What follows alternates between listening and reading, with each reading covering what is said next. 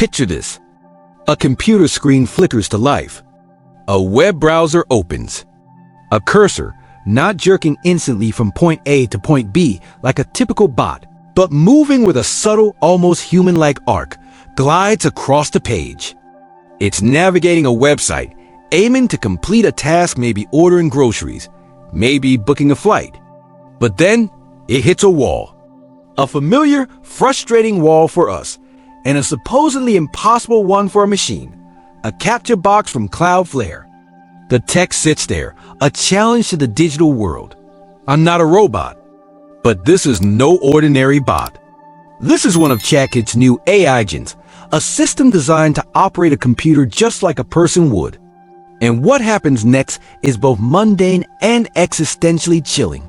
The agent, narrating its own thought process in a text box on the side, notes the obstacle. Then, with an almost ironic self-awareness, the cursor moves, hovers for a fraction of a second, and clicks the box. A green check mark appears. The gate is open. The agent proceeds with its task. Let's pause here, because the significance of this moment is easy to miss. This wasn't a brute force hack. It didn't break the code. It fooled the system.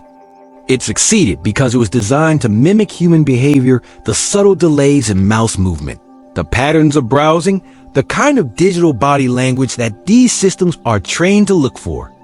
It acted so human that the initial layer of defense simply accepted it as one of us. Now, the article is quick to point out that it didn't face a more complex challenge, like identifying all the bicycles or traffic lights in a blurry grid of images. And it's true, the agent's prowess isn't absolute. On another attempt, it failed to order a pizza from a particularly clunky, poorly designed website. And there's a darkly humorous lesson in that. For now, bad user interface design might be our best defense against a super intelligent AI takeover. But the grocery ordering, the video downloading, the successful tasks, these show the incredible potential of AI agents to act as our digital assistants, handling the multi-step drudgery of online life. Imagine telling your computer, plan a weekend trip to Chicago for two, find the best rated flight and hotel combo under $800, and book it. And then watching it happen? That's the promise. The danger, however, is the erosion of one of the fundamental pillars of the internet, the ability to distinguish between a human user and an automated program. CAPTCHA stands for Completely Automated Public Turing Test to tell computers and humans apart. Its entire purpose is to maintain that dividing line. As AI gets better at impersonating us, that line blurs into non-existence. What happens when bots can create millions of fake accounts on social media that are indistinguishable from real people swaying public opinion? What happens when they can flood ticketing websites, scalping every seat for a popular concert in seconds? What happens when the basic fabric of digital trust is gone? This single click on a checkbox is a quiet tremor that signals a much larger earthquake to come. It's a Black Mirror moment, not just because it's eerie, but because it forces us to question the assumptions our digital world is built on. But on the flip side of that digital cat and mouse game, another branch of the exact same technology is being used not to deceive, but to enlighten. For decades, the biggest fear about technology in the classroom was cheating. The calculator would make us forget basic math. The internet would let us copy-paste our essays. And with the arrival of ChatGPT, that fear reached a fever pitch. A recent report from the UK noted over 7,000 cases of AI-related academic misconduct last year alone. The panic was real. Is this the end of learning? OpenAI's response wasn't to build a better plagiarism detector, but to fundamentally change the nature of the tool itself. Enter Chat's new study mode. And this, my friends, is a potential revolution. Let's put ourselves in the shoes of a student. We'll call her Maggie, just like the student mentioned in the article. Maggie is a bright, hard-working college freshman, but she's hit a wall in her computer science class, a concept called sinusoidal positional encodings. It's abstract, it's mathematical, and her textbook explains it with a wall of dense, impenetrable jargon. The professor explained it once, but it went by too fast. She feels lost and frustrated. The old way, she might ask ChatGPT to explain sinusoidal positional encodings. The AI would spit out a perfectly accurate, comprehensive, and probably equally confusing paragraph, which she could then paste into her notes without truly understanding it, or worse, into an assignment. The new way, with study mode, is completely different. Maggie asked the same question, but the AI doesn't give her the answer. Instead, it responds with a question of its own. Great question! Before we dive in, what do you already know about sine waves from your high school math classes? Maggie thinks for a moment and types. They're like a smooth, repeating wave pattern. The AI responds, exactly. They're all about cycles and positions within a cycle. Now, in language, the position of a word in a sentence is crucial, right? The dog bit the man is very different from the man bit the dog. So, how might we use a repeating wave pattern, like a sine wave, to give a unique positional signature to each word in a sentence? This is the Socratic method. It's a guided discovery. The AI isn't a vending machine for facts. It's a tireless, infinitely patient tutor. It breaks down the most complex topics from discrete math to organic chemistry into bite-sized, manageable pieces. It prompts students with self-check questions to make sure they're keeping up. And here's the magic. It's adaptive. Based on Maggie's past conversations, it knows her knowledge level. It remembers what she struggled with last week and tailors its explanations accordingly. This isn't a tool for cheating. It's a tool that makes cheating pointless. Why would you copy an answer when you have a guide that can lead you to a genuine aha moment of understanding? Students like Maddie Wong are already praising it, talking about how it makes tough topics finally click in a way they never did before. Developed with input from learning science experts and educators, this is a direct response to the educational crisis AI helped create. It's a model for responsible innovation. It acknowledges a problem misuse and cheating and builds a solution that encourages the desired outcome. Deeper, more meaningful learning. OpenAI is still cautious, warning that this isn't a silver bullet without broader educational reform. But it represents a monumental shift. For the first time, we have a technology that can potentially deliver personalized, one-on-one tutoring to anyone on the planet with an internet connection. It's the democratization of intellectual mentorship. So we have an eye that can fool our systems, and an eye that can teach our children. A paradox of deception and enlightenment. And that brings us to the elephant in the room. What happens when this technology gets even more powerful? So powerful that it starts to feel less like a tool and more like a force of nature. Let's go to the very heart of this revolution, the mind of Sam Altman, the CEO of OpenAI. You would expect the person leading the charge to be a cheerleader, a boundless optimist. But in a moment of stunning candor, Altman offered a comparison for testing their next-generation model, GPT-5, that should send a chill down your spine. He compared it to the Manhattan Project. Let that sink in. The Manhattan Project was the secret world-altering program to build the first atomic bomb. It was a collection of the brightest minds on the planet, working at a frantic pace to unlock the fundamental power of the universe, all while being haunted by the terrifying consequences of their own success. J. Robert Oppenheimer, its scientific director, famously recalled a line from the Bhagavad Gita upon seeing the first atomic test. "Now I am become death, the destroyer of worlds." For Sam Altman to invoke that specific moment in history is not a casual remark. He described the experience of testing GPT-5, its sheer speed and depth of comprehension, as making him feel deeply uneasy. He's not talking about an AGATS, just better at writing emails or code.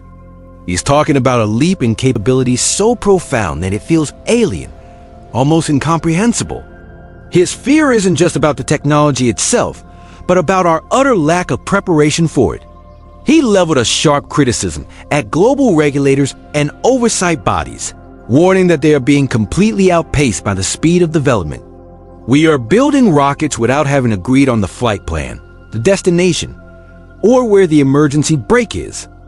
This is the core of the existential risk conversation around AI. It's not about a Terminator-style robot army. It's about creating a system whose intelligence so vastly exceeds our own that we can no longer predict or control its actions. Think of it like this. We can build a fence to keep a cow in a field because we are vastly more intelligent than the cow. We understand its motivations and can easily outsmart it. But what happens when we are the cow and the AI is building a fence we can't even perceive? Altman's concern is a wake-up call. The CEO of the world's leading AI company is essentially shouting from the rooftops that what they are building is more powerful than we are ready for. It's a plea for responsible governance, for a global conversation about how we steer this incredible power toward human benefit and away from catastrophe.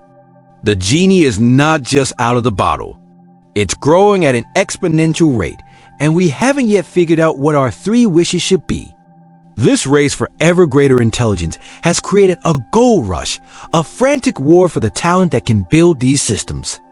And that leads us to a story not of technological power, but of human power, the power to say no. In the hyper-competitive world of Silicon Valley, money is king. Talent follows the biggest paycheck, the most lavish stock options. It's a foundational assumption of the industry, which is why what happened at a small specialized AI firm called Thinking Machines Lab is so stunning. Mark Zuckerberg and Meta are all in on the race for superintelligence. To compete with OpenAI and Google, they are building their own superintelligence labs, and they need the best minds in the world.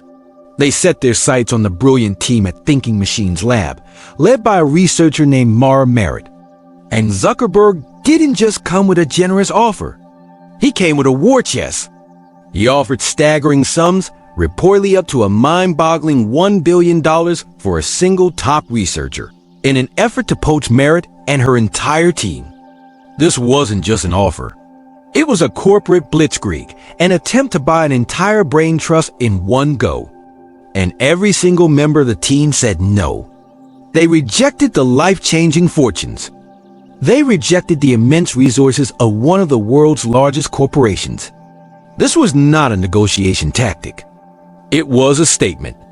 A bold, resounding refusal that sent shockwaves through the AI community. Why? The article suggests it signals a shift where values and trust are beginning to outweigh massive paychecks. Let's unpack that. This team at Thinking Machines Lab likely has a specific culture, a unique approach to research, and a shared mission. They have trust in their leadership and in each other. Moving to Meta, a corporate behemoth with a controversial history regarding data privacy and its vision for the metaverse, might have felt like a betrayal of those values. Perhaps they believed their work would be twisted to serve commercial ends they didn't agree with. Perhaps they didn't trust Zuckerberg's leadership in the high-stakes race for superintelligence. Or perhaps it was simpler. They valued their intellectual freedom and the integrity of their work more than any amount of money. This story is a crucial counter-narrative to the idea that the AI race is just about raw computing power and capital. It proves that the human element, loyalty, vision, trust, and shared principles is still an incredibly powerful force. It raises profound questions for Meta and its AI ambitions. If you can't buy the best talent, even with near limitless funds, what does that say about your organization's reputation and vision? This bold refusal is a reminder that the people building our future are not just cogs in a machine. They are moral agents, making choices about where they want to direct their incredible talents. And some of them are choosing a path paved with purpose over one paved with gold. While these grand dramas of existential risk and corporate soul-searching play out, the tangible results of AI development continue to flow into our daily lives, transforming our tools in quiet but powerful ways. It's easy to get lost in the high-concept future of AI, but the revolution is also happening right now on your screen. A wave of new breakthroughs is putting practical, powerful AI into the hands of everyday users, creators, and researchers. Take Ideogram's new tool. If you're a storyteller, a comic artist, or a small business owner, you know how hard it is to create consistent characters. You draw a character for one scene, and it looks slightly different in the next. Ideogram now lets you upload a single photo or generate a character, and then create a whole series of images featuring that exact same character in different poses, outfits, and settings. With customizable masking, you have fine-grained control. This isn't just a novelty. It's a massive accelerator for visual branding and narrative art. Over at Microsoft, the Edge browser's Copilot is becoming a true assistant. It can now look across all your open tabs, understand the context, and carry out complex tasks. Imagine you're researching a new camera. You have a tab with a review, a tab with a stored page, and a tab with a tutorial video. You can now use voice control and simply say, based on these tabs, is this camera good for low-light video, and can you find it for under $1,000? The AI analyzes the text, the prices, the video content, and gives you a synthesized answer. Google's AI search is evolving in a similar way. It can now ingest entire PDFs and even analyze video content in real time.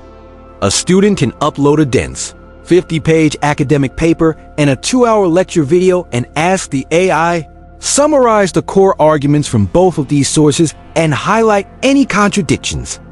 The new Canvas feature streamlines this research process, making the synthesis of complex information faster than ever before. And the hardware is keeping pace. NVIDIA, the company whose chips power most of this revolution, just released a new model, the Llama Neotron Super 1.5, that has topped the charts in reasoning benchmarks. But the real headline is its efficiency. It can run on a single GPU. This is huge. It means this incredible power isn't just for giant corporations with massive server farms anymore. It's becoming more accessible, more democratized. Finally, for the creatives, Adobe is integrating its Firefly A-Tail deeply into Photoshop that is becoming less of a tool and more of a partner. The new upgrades offer smarter blending of generated elements, incredible upscaling to enhance low-res images, and object removal that is so seamless it feels like magic. You're not just telling it what to do. You're collaborating with it. The AI suggests you refine. It offers possibilities you might never have considered. Each of these breakthroughs, from Ideogram to Adobe, weaves an eye deeper into the fabric of our creative and productive lives, making us more capable, more efficient, and potentially more imaginative. So, where does this leave us? We're standing at a crossroads, looking at a technology that can impersonate us, teach us, frighten us, and empower us, all at the same time. The path forward can feel confusing, even overwhelming. But buried within these stories are lessons, actionable wisdom we can apply to our own lives. First, the lesson of the Socratic tutor: be an active, critical user. AI can be a vending machine for answers, leading to intellectual laziness. Or it can be a partner in discovery, as with CAPTCHA study mode. The choice is ours. When you use these tools, don't just ask for the final product. Ask it to explain its reasoning. Challenge its conclusions. Use it to learn how to think, not just what to think. Approach AI with curiosity and a healthy dose of skepticism. Second, the lesson of the billion-dollar rejection: cultivate your human skills. The meta story is a powerful reminder that as AI handles more of the technical, data-driven tasks, our uniquely human qualities become more valuable than ever. Critical thinking, creativity, ethical judgment, emotional intelligence, the ability to build trust and lead with values, these are the skills AI cannot replicate. In your career and in your life, focus on strengthening these irreplaceable human attributes. They are your greatest asset in an automated world. Finally, the lesson of the nuclear comparison: stay informed, not intimidated. Sam Altman's fears are called a civic duty. This technology is too powerful to be left solely to the technologists and corporations. We all have a stake in its responsible development. Don't shy away from the conversation because it seems too complex. Read about it, talk about it, form an opinion. Support leaders and policies that prioritize safety, transparency, and aligning AI with human values. An informed public is the most powerful form of oversight. This is not a future that is happening to us. It is a future we are all building, with every click, every choice, and every conversation. I'm left with so many questions, and I'd love to know what you think. Which of these AI developments excites you the most? And which one gives you the most pause? How are you already using these new tools? And how do you plan to navigate this new world? Share your thoughts in the comments below. This is a conversation we need to have together. Thank you for joining me on this deep dive. I hope it's given you a clearer picture of the incredible, paradoxical world of AI we are now living in. Until next time, please take good care of yourselves and your loved ones. And if you found this exploration valuable and want to continue making sense of our rapidly changing world, please consider liking this video and subscribing to the channel. It truly helps us continue the conversation. Be well.